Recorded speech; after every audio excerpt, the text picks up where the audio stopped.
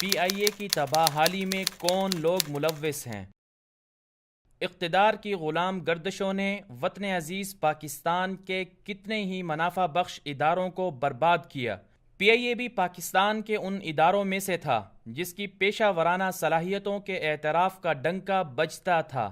سفر کے لیے ملکی اور غیر ملکی لوگوں کا اولین انتخاب پی آئی اے ہوا کرتی تھی۔ ماضی میں پی آئی اے کا ادارہ منسٹری آف ڈیفنس کے ماتحت کام کرتا تھا، مگر اب اسے ایوییشن ڈویژن کے تحت کر دیا گیا ہے۔ پی آئی اے نے تمام تر ایئر لائن خرید کر 1955 میں یہ کارپوریشن بنائی۔ اس ابتدائی دور میں پوری دنیا میں ایک مقابلے کا آغاز ہو گیا کہ کون سی ایئر لائن پہلا جیٹ بوئنگ 707 اڑائے گی۔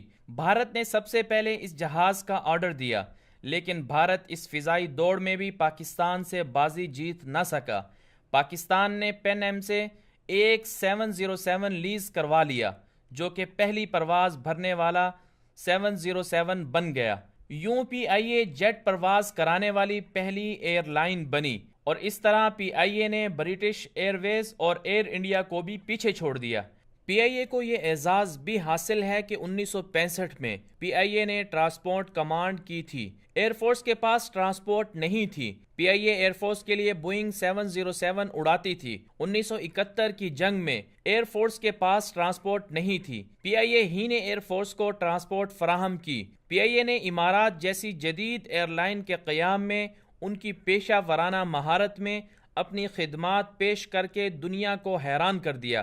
لیکن افسوس کی بات یہ ہے کہ اب یہ باکمال لوگوں کی لاجواب سروس جیسے ماٹو رکھنے والا ادارہ تیزی کے ساتھ تباہ حالی کی طرف رواں دواں ہے۔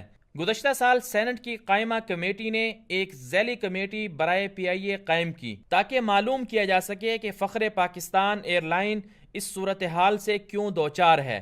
سینٹ کی اس خصوصی ذیلی کمیٹی کے کنوینر سینیٹر سید مظفر حسین شاہ تھے، جبکہ اس کے اراکین میں پیپلز پارٹی کے سابق سینیٹر فرحت اللہ بابر، مسلم لیگ نواز کے سینیٹر ریٹائرڈ جنرل عبدالقیوم شامل تھے۔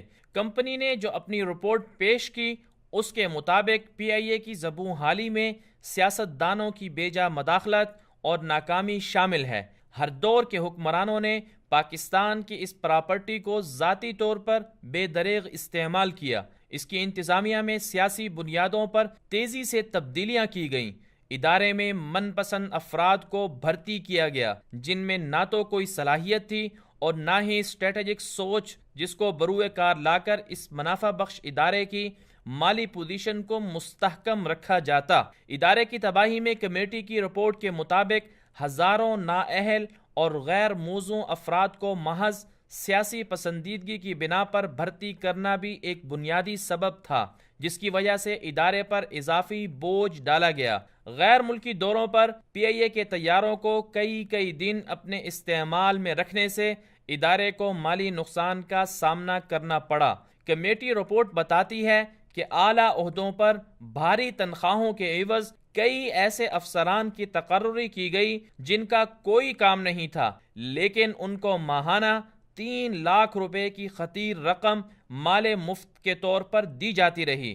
طیاروں کے فاضل پرزوں کی خریداری ہو یا پھر سامان لے جانے کے لیے جگہ کی الاٹمنٹ، بھرتیوں، تبادلوں، انجینئرنگ اور کیٹرنگ جیسے شعبوں میں بھی خوب کرپشن کی گئی۔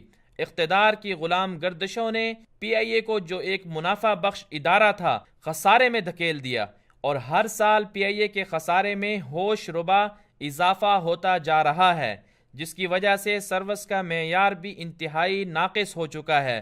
ذرائع کا کہنا ہے کہ پی آئی اے کا خسارہ تیزی سے بڑھ رہا ہے، جس کے بعد فیصلہ کیا گیا ہے کہ پی آئی اے کی مجوزہ نجکاری پلان کے تحت 49% حصص فروخت کے لیے پیش کیے جائیں گے، جبکہ 51% حصص حکومت کے پاس ہی رہیں گے۔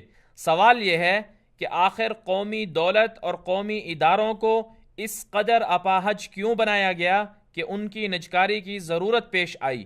کیا اسٹیل مل، ریلوے کے بعد اب ہر قومی دولت اور قومی ادارے کو غیروں کے ہاتھوں بیچ کر قوم کو غیروں کا غلام بنا دیا جائے گا؟ ان سوالوں پر ہر پاکستانی کو غور کرنا چاہیے۔